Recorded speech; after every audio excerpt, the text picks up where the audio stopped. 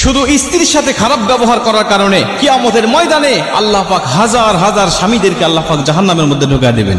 কিয়ামতের মাঠে যদিও তাদের অনেক আমল ছিল, নামাজ ছিল, রোজা ছিল, তাদের আমল নামে হজ ছিল, যাকাতের মতো সওয়াবও তাদের আমল নামে ছিল, কিন্তু স্ত্রীর হক না আদায় করার কারণে, স্ত্রীর সাথে খারাপ ব্যবহার করার কারণে আমার আল্লাহ পাক কিয়ামতের মাঠে তাদের ঠিকানা করে দিবে জাহান্নাম।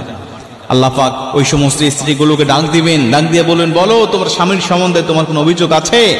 স্ত্রী ডাক দিয়ে বলবে, ইয়া আল্লাহ, হ্যাঁ, আমার স্বামী আমার হকগুলো আদায় করে নাই, আমার স্বামী আমার হক আদায় করে নাই, সে আমার উপরে জুলুম করেছে, নির্যাতন করেছে, সে আমার হকগুলো আদায় করে নাই। আমার আল্লাহ বলবে, তুমি কি তাকে ক্ষমা করবে?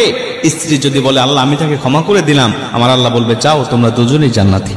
কিন্তু স্ত্রী যদি বলে, আল্লাহ আমি তাকে ক্ষমা করতে পারবো না, কারণ এতটা জুলুম করেছে, আমি শুধুমাত্র এই কিয়ামতের ময়দানের অপেক্ষায় ছিলাম যে কিয়ামতের ময়দানে আল্লাহর কাছে আমি অভিযোগ করব, কারণ দুনিয়াতে আমার অভিযোগ শোনার মতো কোনো ব্যক্তি ছিল না।